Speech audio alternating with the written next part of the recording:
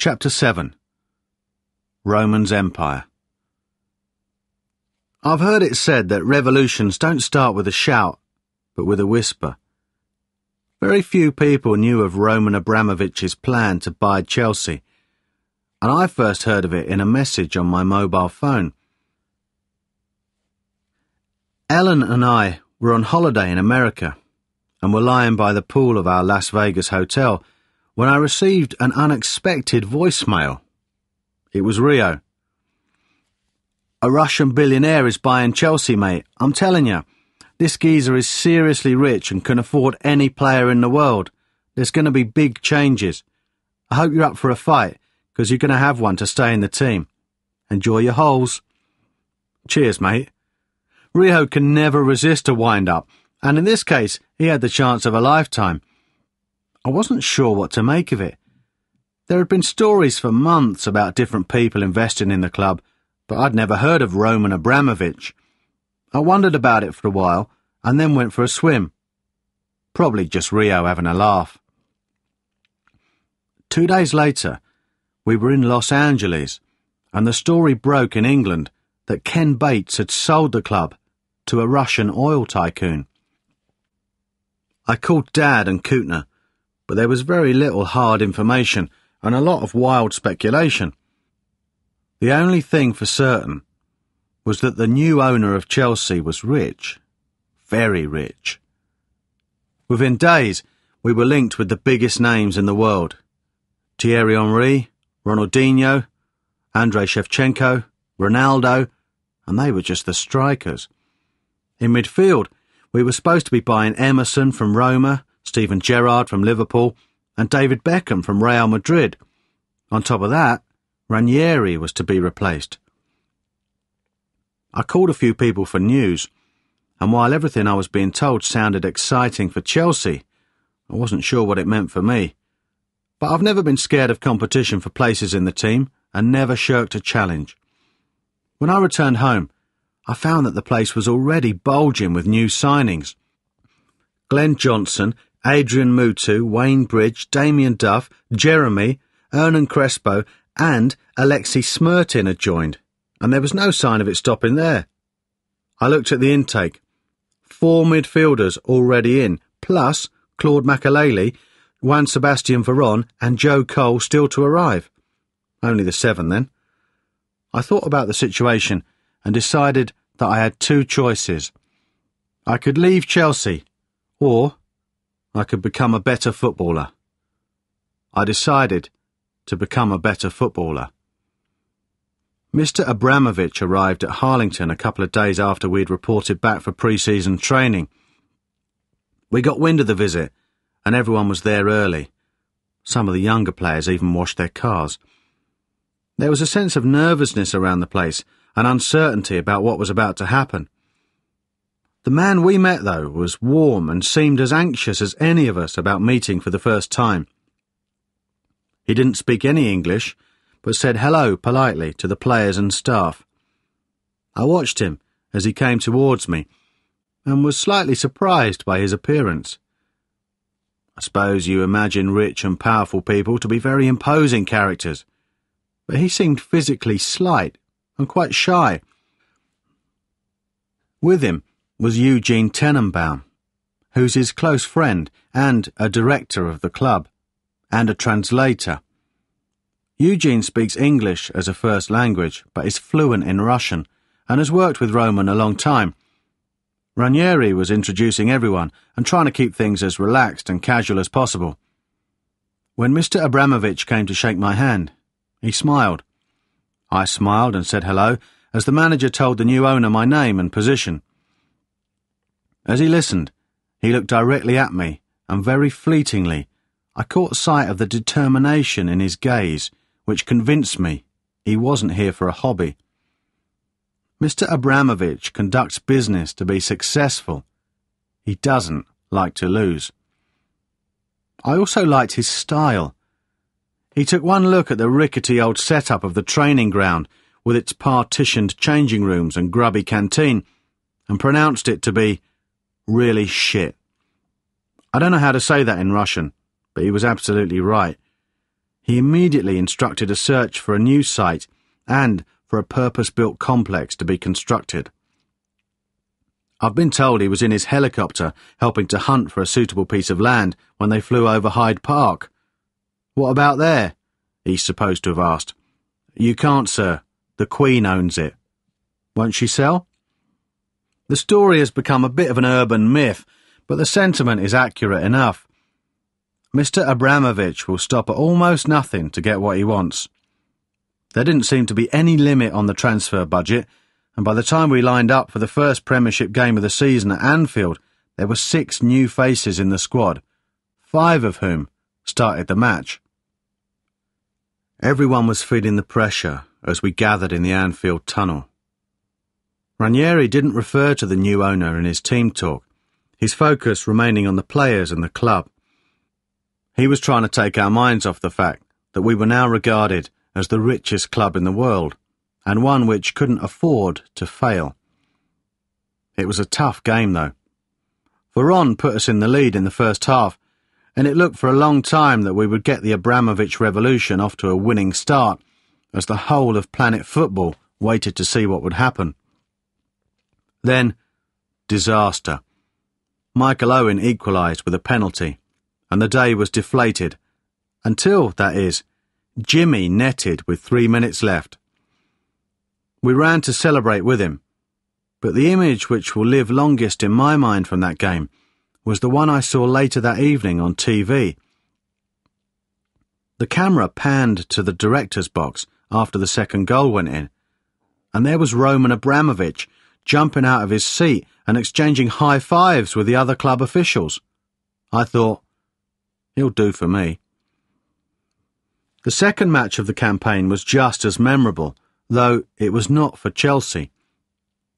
England met Croatia in a friendly at Ipswich on the following Wednesday night, and I was fired up for it. Not just because of the events of the previous weekend, but mainly because I could sense a change in fortune in my international career.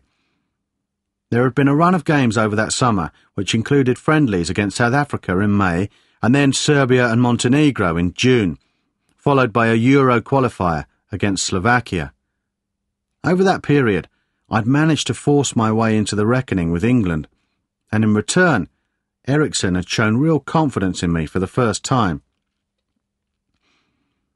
The trip itself was out of the ordinary. Travelling so far at the end of a long season for an exhibition match seemed strange, as was the opportunity to meet Nelson Mandela. It hadn't been on our schedule, and didn't seem to be particularly well organised. We were sitting on the coach after training, 2 days before the match, and we were simply asked if we wanted to go. It meant getting up at 6 a.m. to be on a flight from Durban to Johannesburg. I respect Mandela for what he's done, and though he's not a particular hero of mine, I felt I should go to represent England. The game was the next day, and I would have preferred to prepare properly, and a lot of lads didn't go because of that. In the end, I was glad that I went. Mandela came across as a very friendly man. It was a very humbling experience, and it dawned on me that I was in the presence of someone who had made history by achieving amazing things for others.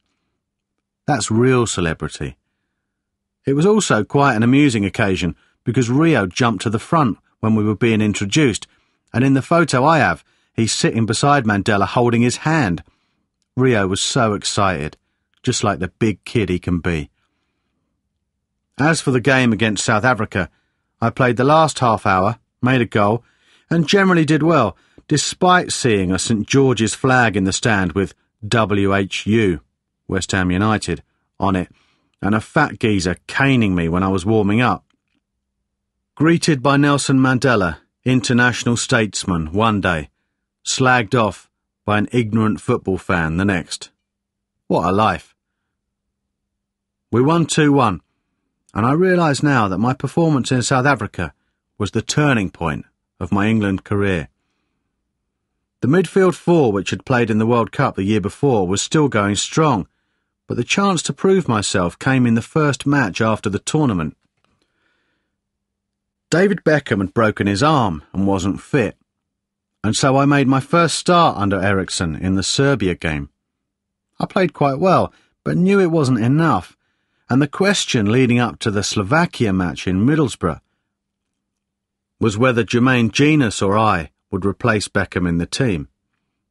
I got the nod, but my happiness was tempered by the fact that I would start on the left of a midfield diamond.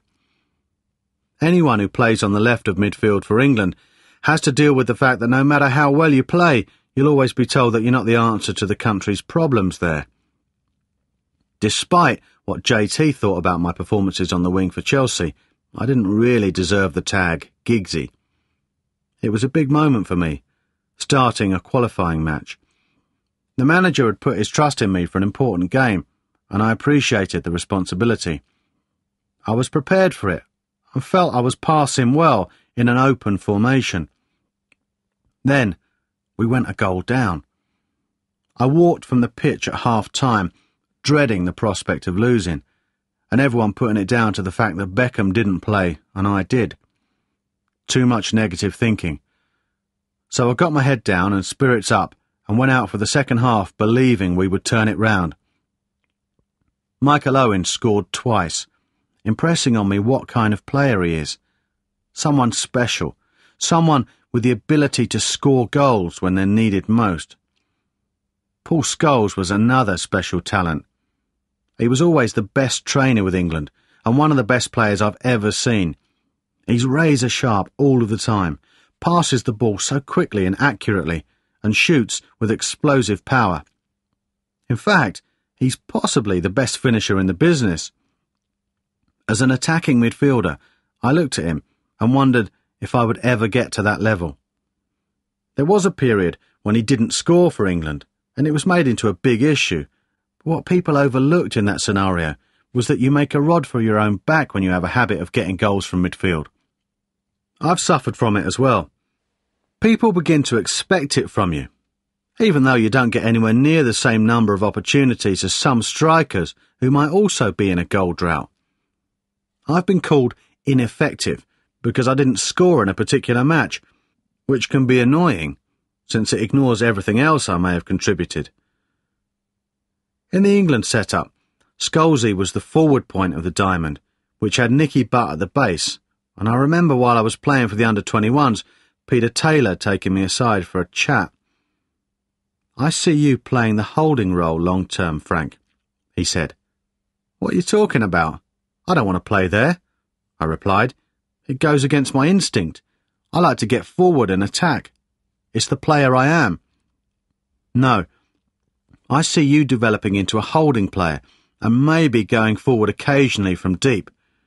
You've got to think about where you'll best be able to flourish." I did, and I knew it was as an attacking midfielder.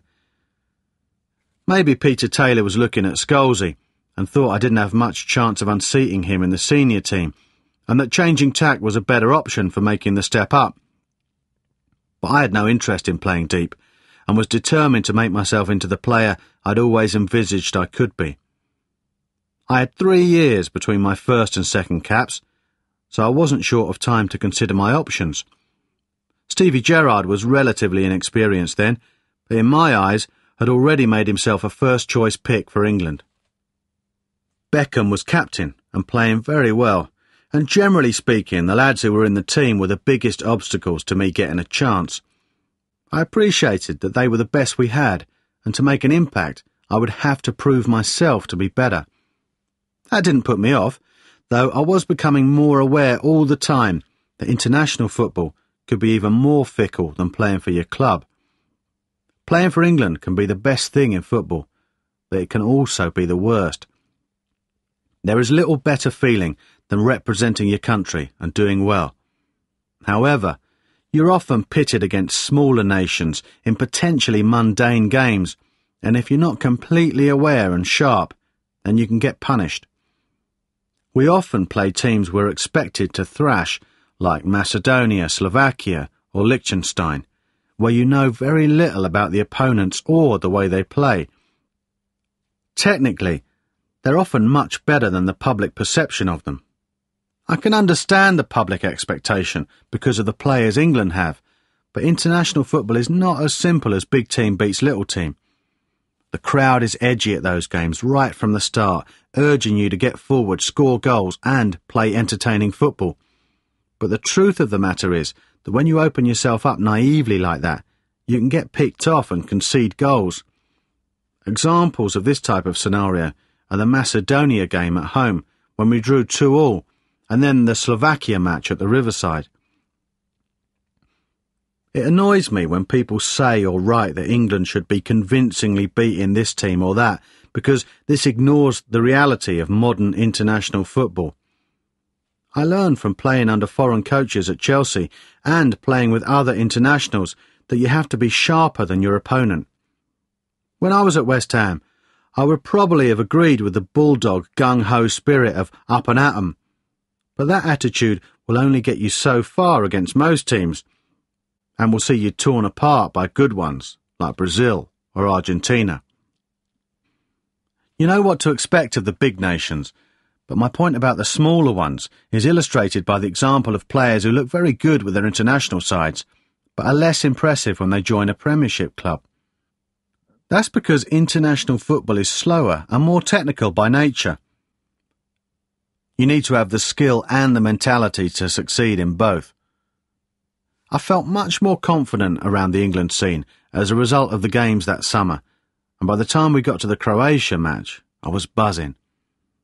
It told in my performance when I came on as sub for Nicky Butt and scored my first goal. The contest was unspectacular, but there are few sweeter moments in football than when you let fly from 25 yards and know the ball is going in from the moment it leaves your boot. It's even sweeter when you're wearing the 3 lions. So what if it wasn't a competitive match? I was off the mark for England, and my self-belief was strengthened going into the game against Macedonia the following month. For the Macedonia game, I was asked to play at the front of the diamond in midfield, which can be a tough position to get right. You spend much of the time with your back to goal, collecting the ball and trying to link players. Playing behind the strikers has traditionally been the domain of the skillful number 10 type, someone who's essentially a striker but whose ability is not limited to scoring goals. Diego Maradona is the finest example, and for me, the greatest player who ever lived. I'm no Maradona, as Harry once pointed out, but what I have is something different, an ability to make play from deeper positions and then arrive at the right time around the box to have a crack at goal. I felt slightly isolated at times in Skopje, but I was doing all right. Obviously the manager felt differently. I was subbed at half-time. I hate being taken off at any stage in a match, but this was just embarrassing. We were a goal down at the time, and Eriksson felt he had to make changes. We brought on Rooney to play in the hole, and the team went on to win 2-1. I was glad we won, but gutted to be off the pitch. The manager subsequently said to the press that I'd done well, but he had to change it round to try and force a goal. This was a fair enough point, but it wasn't much consolation for me. However, on the flight home, I got a boost from the England captain. I hadn't had much interaction with Bex until that point, and when I first came into the squad, I was a little in awe of him. I was still a young kid then, and he was already a superstar.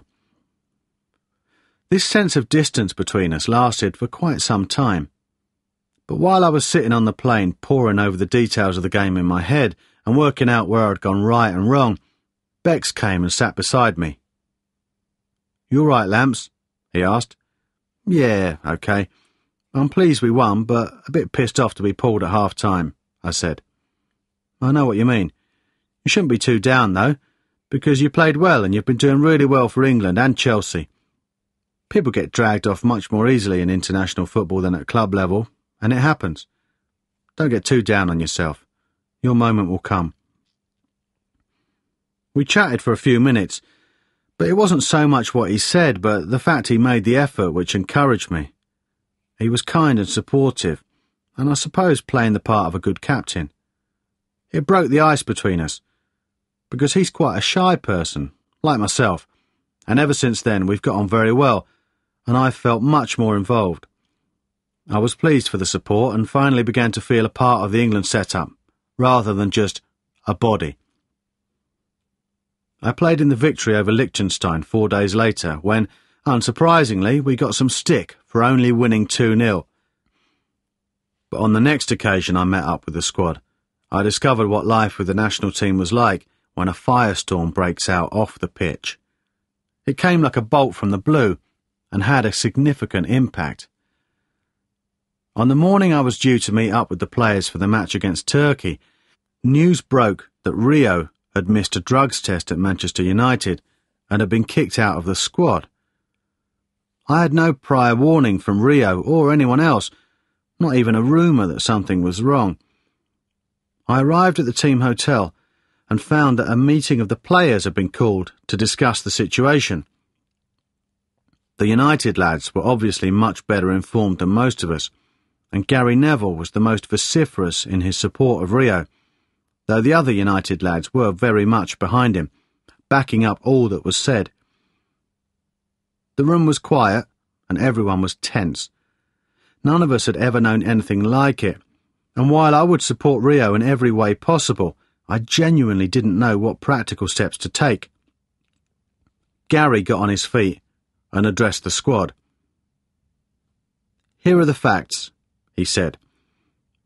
Rio missed a drugs test at Carrington, Manchester United's training ground, because he had already left, having forgotten that he'd been chosen to give a sample for testing. He remembered that afternoon and went back to take the test, but was told that the officials had already left. The problem we face is that as a result of making an honest mistake, he's been dropped from this squad and effectively found guilty of breaking the rules before any investigation has taken place. Fucking hell, Rio, you stupid bastard. I had a lot of sympathy for Rio, but after the shock of reading about it in the morning, the possible consequences were now beginning to sink in. Rio could miss the Turkey match, but he could also miss the rest of the season and Euro 2004. Gary opened up the discussion, and the lads agreed that there appeared to be a miscarriage of justice. We wanted to know what we could do about it. The United lads raised the idea that we should boycott the Turkey match in support of our teammate. I wasn't so sure. I agreed that it was important to display unity, but it was a very difficult situation since the enemy we were fighting were the Football Association, who had decided on this course of action. The one thing we can do to let them know how strongly we feel about this is to go on strike, Gary continued. We should all think about whether or not we go to play in Turkey. When I actually heard the words, I was shocked. Yes, we had an opportunity to make an important statement about how we felt and take the stand we felt was appropriate. I looked around the room, though, and saw a lot of expressions which suggested surprise, apprehension, or just a lack of understanding of what all of this meant. I was behind the idea, but I think most lads were simply swept along on a tide of high emotion.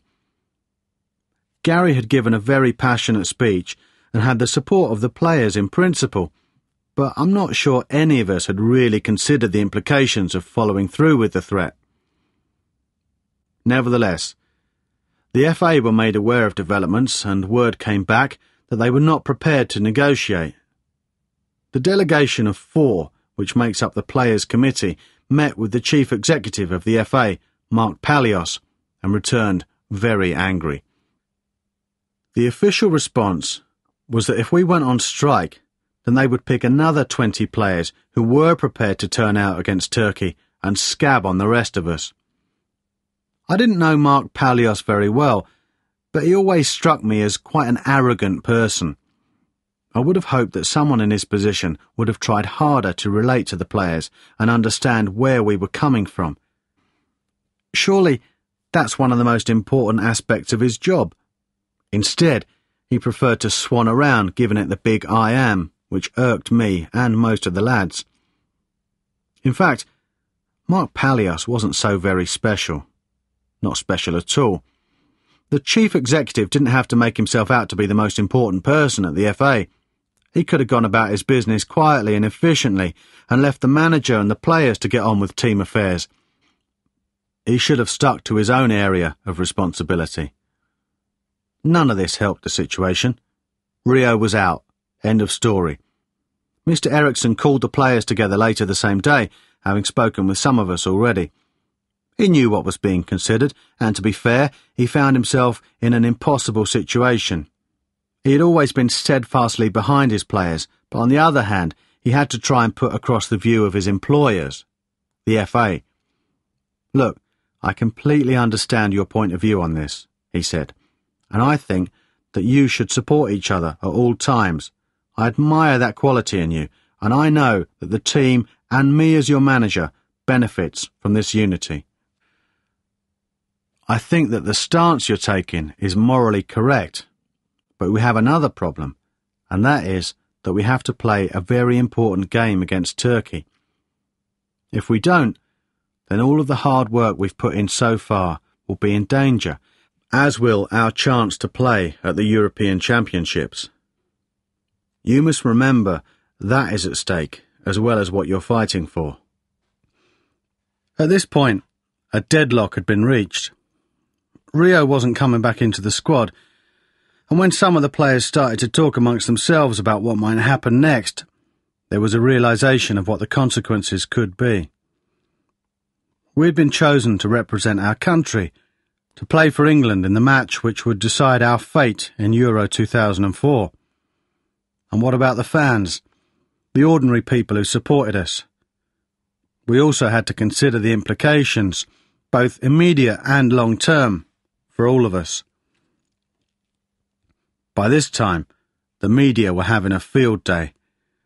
Papers printed headshots of the players and branded us traitors. It was all getting out of hand. I was pissed off at being so labelled by people who expected us to show strength and togetherness on the field, and I mean the FA and the media. And yet, we were supposed to abandon a teammate who was innocent. No chance. We were due to fly to Istanbul on the Thursday before Saturday's game, and the talk was of the flight being delayed while discussions went on. By the Wednesday evening, I was convinced that there wouldn't be a strike. I understood the concept of using the strike as a threat, but I couldn't see it going beyond that. Even so, I'm sure there were some players who were prepared to go all the way. In the end, we got together, and a consensus emerged that it was better to play the match, achieve the result which would see us qualify automatically, and then deal with the issue of Rio later. He would miss this game, but we had a debt to him to make sure we got to Portugal, so that he might at least have the chance to play there. It was reported that Rio had sent a text asking us not to strike for his sake, but to my knowledge that wasn't the case. I certainly didn't receive it or hear of it. He did send a text to some of the lads on the Thursday morning, when it had been decided we would go and play, wishing us good luck and urging us to get a result. Rio was happy with the way the situation had been resolved, partly because had we gone on strike, he would have been the reason for a national scandal. No one wants that responsibility. Everyone was predicting that the shambles which had characterised the preparation would have negative consequences on the pitch. In fact, it had the opposite effect. The atmosphere at training the day before the match was intense. You could tell there was a sense of injustice felt by every player as the tackles flew in. The practice match was as competitive as I've ever seen it. Fuck 'em. Fuck 'em all, was the attitude we adopted. We would get a result to spite everyone who doubted us, everyone who slagged us off or questioned our loyalty to our country. Of course, against Turkey, that's exactly the kind of fighting spirit which is going to make a difference. Their fans are hostile, their players adept at winding you up. But in our frame of mind, we could match any such aggravation with a siege mentality that Jose Mourinho would have been proud of. Bex missed a penalty, but unlike his left foot, it didn't feel like anything had slipped away from us. JT came in for Rio and played brilliantly. blocking everything and anything in the way only John can. Emil Heskey got involved in a ruck going down the tunnel at half-time after being racially abused. I didn't see the fight, but got there in time to be told that Emil had laid out one of the Turkey lads. Nice one. I had never been involved in a team which qualified for the finals of a tournament, and even though I only came on late as a sub, it was a fantastic feeling. All of the anger, anxiety and bitterness which had built up over the previous days evaporated the moment the final whistle went. We'd won the group and were jubilant. We were going to Portugal. I wondered what Rio was doing at that moment, and what he thought. I've since spoken with him about all of this, and he explained to me what happened the day he missed the test. I also know what he subsequently suffered through the months of the ban when he couldn't play. People don't know how hard that was for him, how lonely he was. It's the worst feeling in the world, training all week and knowing there will be no game at the weekend. I've only experienced this when coming back from injury, and it's torture. Rio could have gone off on a world tour, or gone off the rails, or just gone off football. He deserves great credit for the way he trained so hard all those months, and for the manner in which he returned to play. Rio has endured much scrutiny and expectation from a very young age because of his phenomenal talent, and it has meant that every little aspect of his fitness, form and the like is analysed as if it was some issue of national importance. That was the time of his greatest trouble, and he survived. Now, he's prospering. When I heard he had been hit with an 8-month ban, I was angry. It was stated that a missed test is treated the same as a positive one, but that's ridiculous. There was no proof to convict Rio of anything, except being forgetful, and I can vouch for his bad memory. When you consider that Mark Bosnich got 14 months and Mutu 10 months, having admitted taking cocaine, Rio's treatment is a scandal by comparison. The rules say that people found guilty can be banned for life. If they are guilty, then why are they not banned for life? I don't understand. Surely drastic punishment is the only way to prevent more cases arising. Then again, proper testing would help resolve the problem. I know how these drug tests are conducted, and they can be a complete shambles. When I had tests at West Ham, and in my early Chelsea days, you were nominated to give a sample after training. But when you go and have a shower, it's entirely plausible that people could forget and leave without completing the task. The procedure has been tightened up a little now after Rio's case, but I've heard stories about players missing a test on purpose, with their club or teammates covering for them. No names were mentioned, but the method was always the same. If these reports are true, it's clearly possible to miss a test on purpose, and if so, then it's surely possible to miss one by accident. It's the responsibility of the people who conduct the test to make sure it's carried out.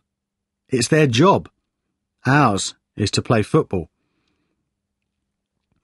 Had Rio refused to take the test and left the training ground having made that clear, then he would have been guilty of avoiding the test, but that was not the case. From my experience, the whole programme, not the tests carried out by individual clubs, but the official ones done by the football authorities, is very unprofessional and often sloppy. The tests are not carried out frequently enough, nor is there any consistency. I appreciate that the element of surprise is necessary, but the structure as it stands is ineffective in terms of properly policing the game. There's a randomness which borders on negligence. A player could be tested twice in 1 month or only once in 3 years. Surely every player should be tested at least once a month or even more.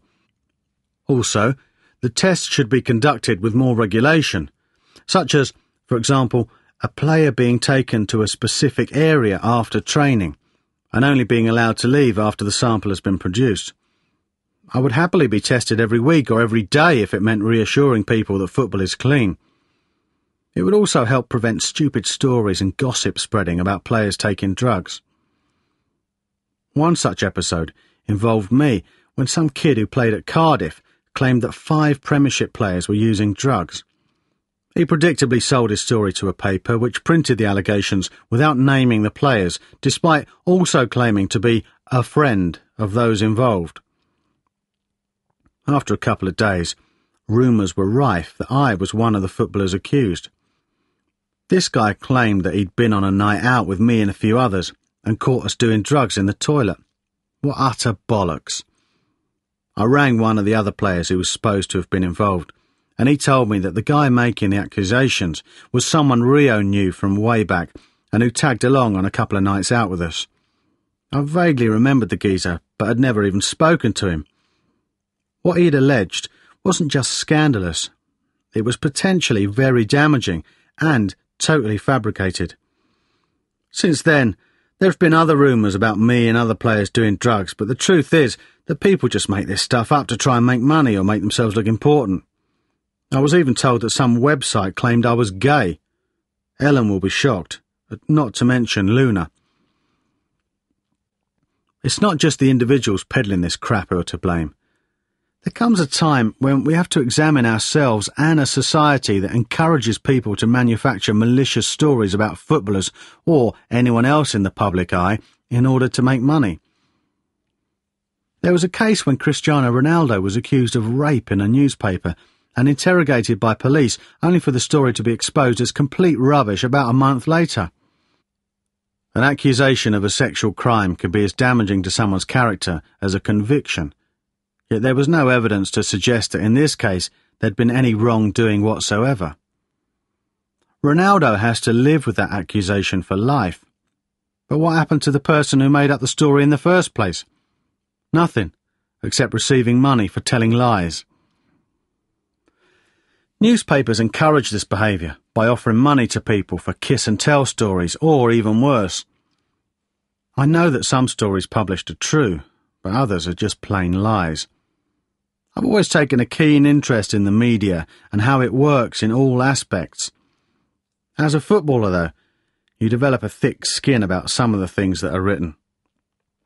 It's flattering and satisfying to be praised in print, but there are other articles which require a much more pragmatic approach.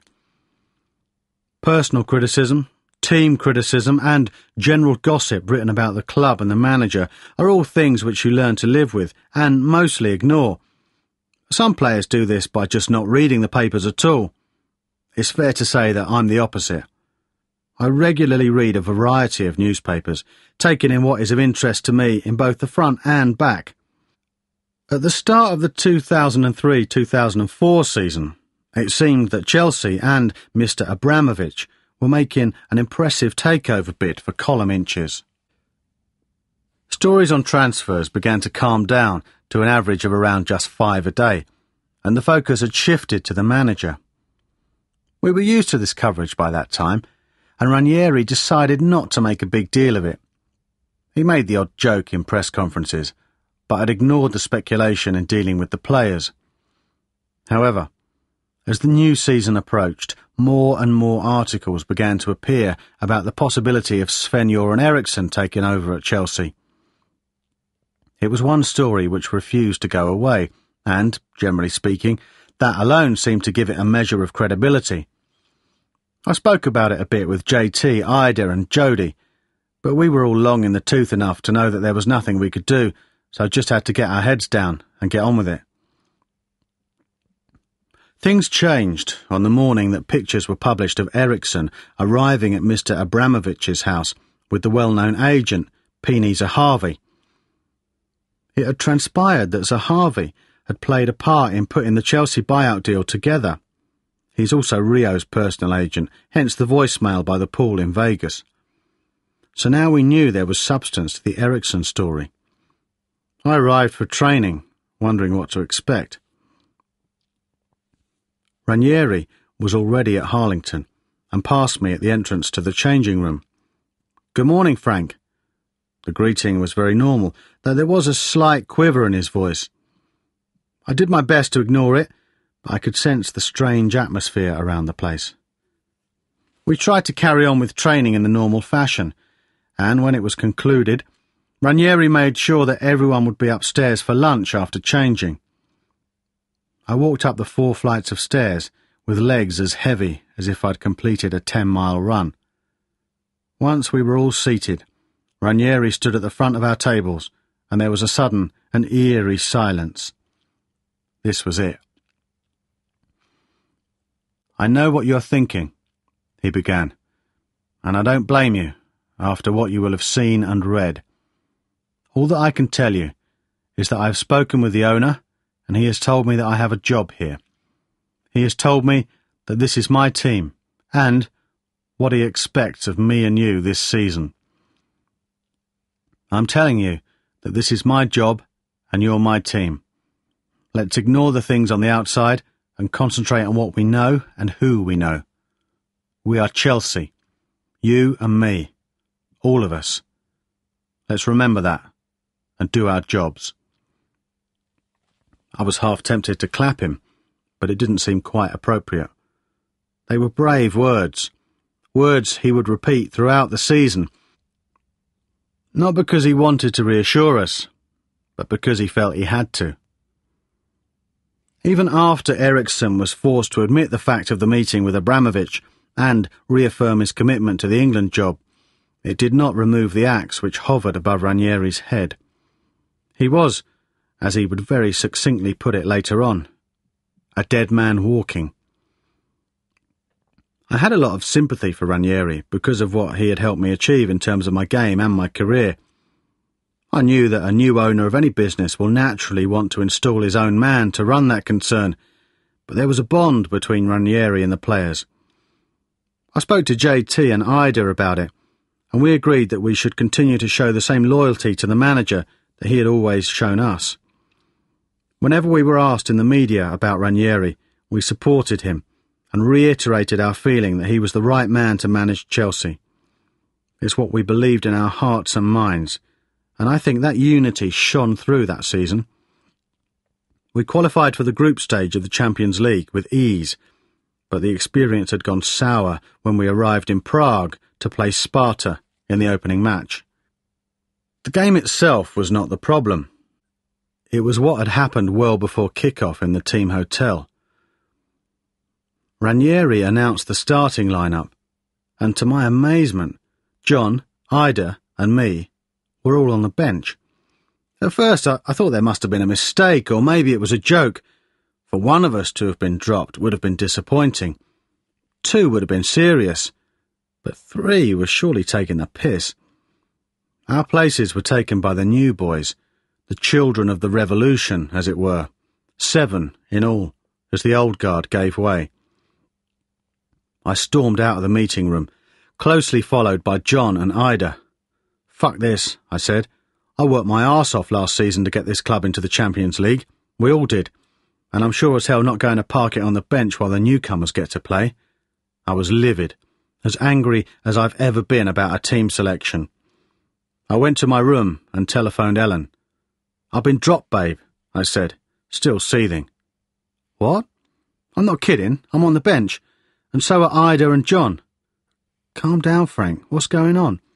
"I'll tell you what's going on. I could be leaving Chelsea, because there's no way I'm spending a season on the bench to accommodate anyone else at this club."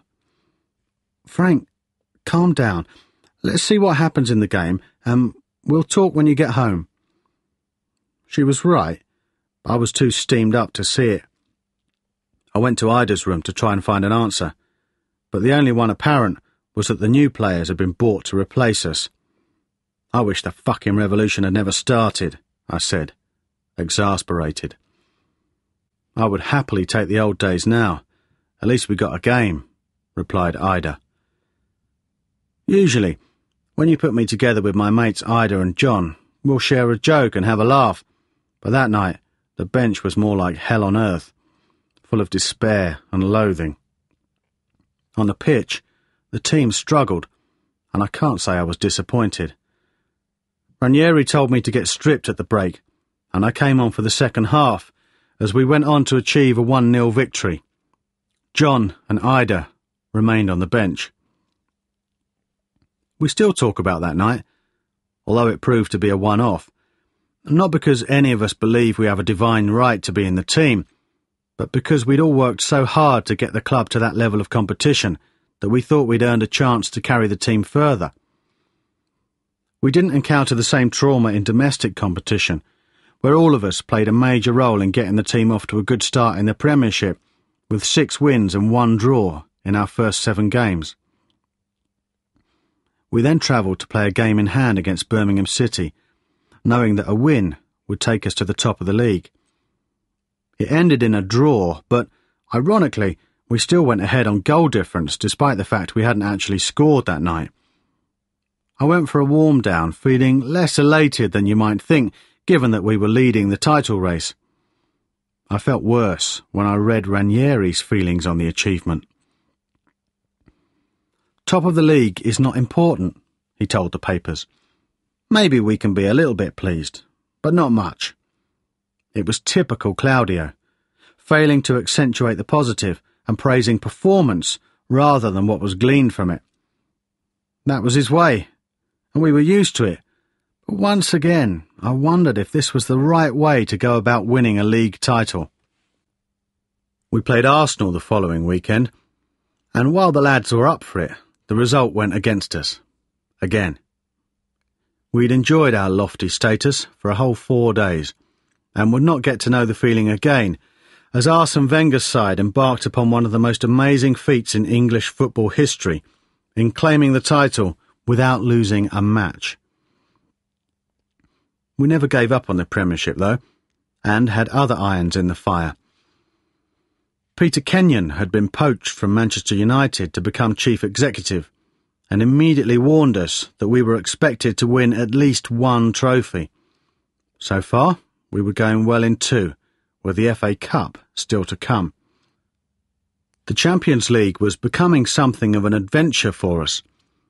We were steely to beat Sparta Prague, before everyone predicted more European embarrassment, after Besiktas came to our place and scored twice. It was a warning we heeded. I scored home and away against Lazio, and we found a rhythm in Europe which I'd never known before. We qualified comfortably for the knockout round, where we defeated VfB Stuttgart over 2 legs by scoring the only goal of the tie in Germany.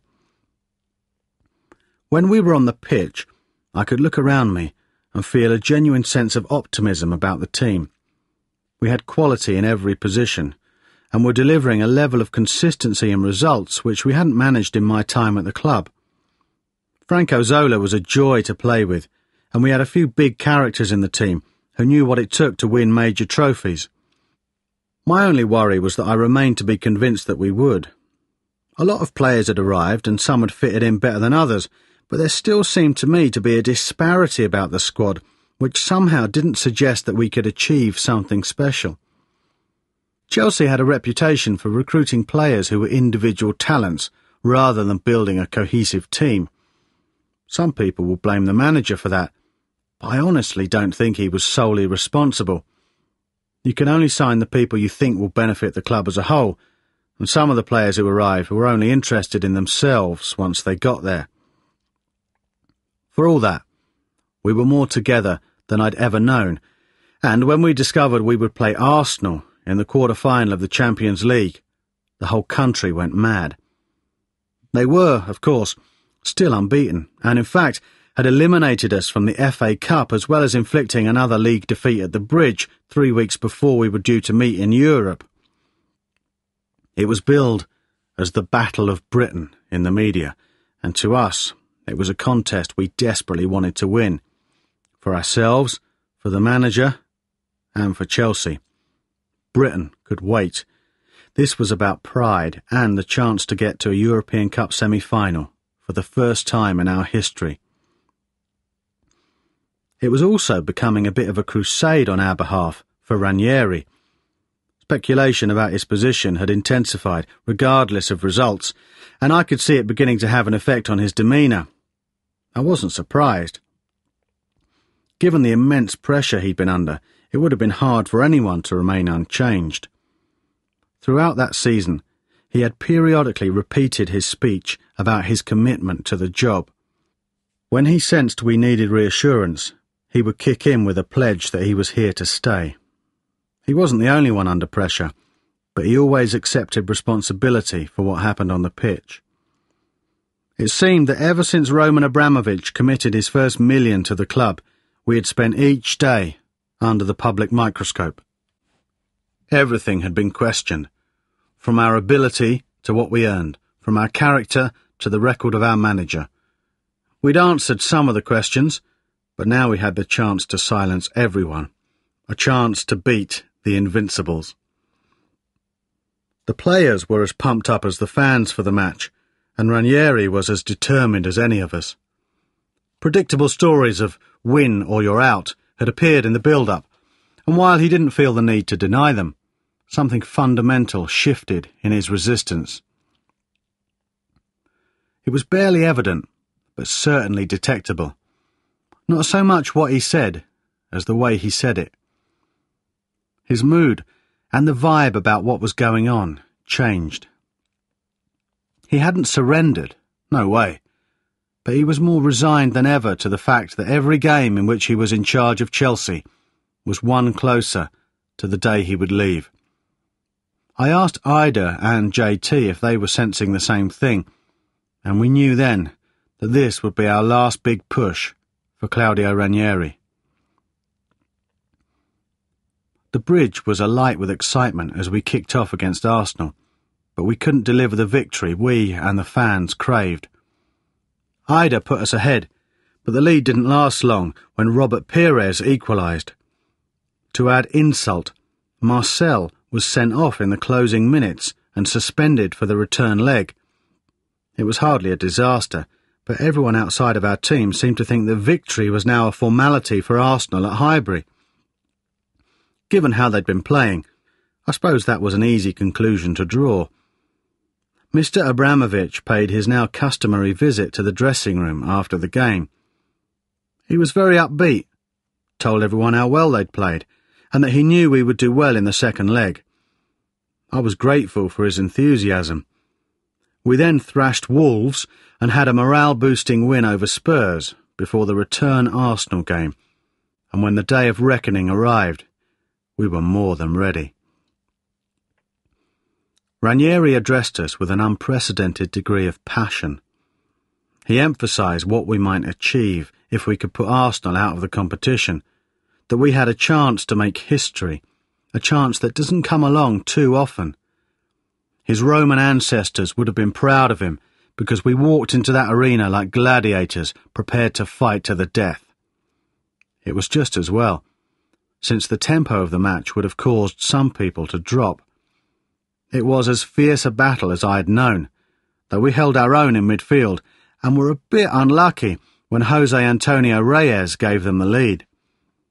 Within 6 minutes we were level, though I was so focused on victory, celebrating my goal wasn't a priority.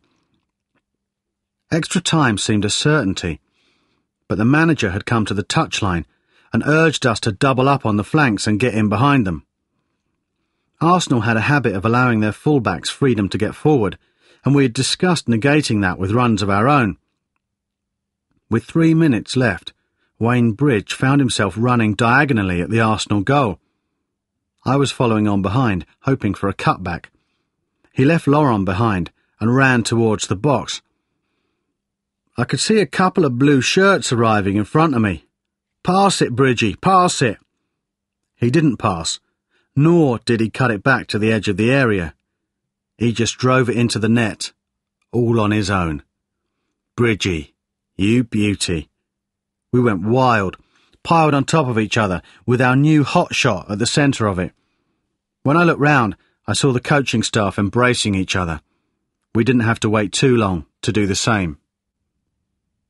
I walked towards the tunnel feeling overjoyed and exhausted. Our fans were celebrating one of the most important wins in our history, and you would have needed a surgeon to take the smile off my face. Then I saw Ranieri. He was on the pitch, greeting us as we headed for the dressing room. He was laughing, I think, but the strain was showing more than ever. He hugged me. "We did it, Frank. We did it. Fantastic, fantastic," he said. I drew back and looked him square in the face, and that's when I knew for sure it was over. A single tear ran down his cheek as he held my arms. He was happy, but he wasn't crying from joy. His tears were for a part of his life that was coming to an end, for the effort he had expended and the knowledge that no matter how hard he tried, he would not be allowed to finish the job he started. We went on to play AS Monaco in the semi-final. Rumours were rife that Kenyon had already met with Jose Mourinho and Didier Deschamps about replacing Ranieri the following season. Mourinho was also in the semi-final, where his Porto side would play Deportivo La Coruña, while Deschamps, a former Chelsea player, was in charge of our opponents. Our current coach deserved a lot of credit for the fastidious manner in which he kept on doing his job. No amount of pressure or gossip could distract him from guiding the club to a potentially historic climax that season. We arrived in Monte Carlo for the first leg, and, during a walk along the marina, we saw Mr. Abramovich's boat, which was moored in the harbour. Even by the standard of the monsters worth millions, which are a familiar sight in Monaco, his vessel was impressive. In fact, it made the others look like tugs compared to a luxury cruise ship. It was quite a sight, and brought home to us just how powerful a man Mr. Abramovich is. We were aware of the pressure mounting on Ranieri, but whatever was to happen to the manager, none of us looked at Roman as the bad guy. In fact, he was Chelsea's saviour. We knew how close we had come to going bust, and the truth is that without Roman Abramovich, the club might not have been in existence, never mind competing in the semi-final of the European Cup. The new owner had inherited the players and the manager. He wasn't responsible for us being there, but it was his prerogative as to what to do next. Hopefully, winning the Champions League might convince him we were worth our wages. What happened the following night, however, left us all shocked and very much down and out. We started well and were pretty much in control of the match. Even when they scored, Crespo pulled one back, and we looked balanced and able to cope with whatever was thrown at us. Everything, that is, from Monaco. The origin of our downfall was our own dressing room, and it started at the break. "Seba, get stripped and warm up. You're going on," Ranieri said to Veron. "But boss, I'm not ready to play. I'm not fit enough," came the reply. Those of us who heard this exchange were dumbstruck. Veron had been carrying a slight injury, but was fit enough for the bench, and never made any complaint when he was named among the subs. It was a bit late, therefore, to be protesting. "Seba, get stripped. You're going on for Jesper." I turned to Ida, who looked at me in dismay. Jesper hadn't been amazing in the first half, but he was having one of those games where he had the beating of his man. Besides, who would go wide left? Apparently, Veron. We returned to the pitch in a state of disarray. None of us could understand what was going on. We'd been comfortable, but now we had a man on the pitch who wasn't fit in his mind, even if he was in body. It got better when Andreas Zikos was sent off, but it quickly got worse again. Shambolic, actually. Jimmy was brought on for Mario Melchiot, and Scotty Parker was sent to right back. Jimmy jogged over to his position, shrugging his shoulders, as I asked him what was going on. A few minutes later, Scotty was dragged off for Robert Huth, and I had a bad feeling that it was all going pear-shaped. I wasn't wrong. We could have nailed that match. We were 1-1 with an away goal, and they had only 10 men. We were 20 minutes away from having one foot in the final. Instead, we lost 3-1, and no one knew how. Apart from the boots being discarded, the dressing room was very quiet. I sat in a daze. Jimmy was the first to speak. "What the fuck happened there?" he said. No one spoke, because we were all asking ourselves the same question. Perhaps Ranieri had an answer, but if he did, He didn't volunteer it. He later confessed that it was his worst 45 minutes in charge of Chelsea. That was obvious. He was known as the Tinker Man, but that was the most tinkering he'd ever done while I was at the club. It was also the most bizarre match I've ever played in, and because it was so unusual, people began to ask if the manager had deliberately sabotaged the team as some kind of advance revenge for his impending departure. I can't provide an explanation even now, but I would hate to think that was the case. It was not in his character to be so devious or destructive with his own team. Claudio was also a man of great integrity who took pride in his work. The idea that he would undermine it was unthinkable. The second leg became a formality. I don't think we had recovered from what happened in the first game, and despite scoring twice, we managed to concede 2, and Monaco went through to the final. The remaining couple of weeks of the season is a blur. Ranieri was given a hero's send-off at the bridge on the last day, and despite telling the fans he hoped to see them again, he knew that when he did, he would not be Chelsea manager. It would have been nice if he could have said goodbye to the players face to face, but instead it ended with a phone call, because the season had finished, and most of us were already with international sides preparing for Euro 2004. I'm very grateful to Ranieri for what he did for me, for having the faith to spend £11 million to sign me, for taking me under his guidance and making me a better player, for taking Chelsea to the brink of success without actually tasting it himself. A few days after the final Premiership match, I turned on the TV and watched the Champions League final. I was curious.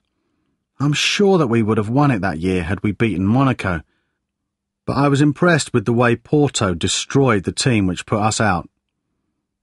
At the end, I watched the players celebrate in front of delirious fans and saw Jose Mourinho accept his medal and then leave the pitch to allow his team to take the plaudits. He had just won the biggest prize in club football, but he had the look of a man who was already hungry for more success.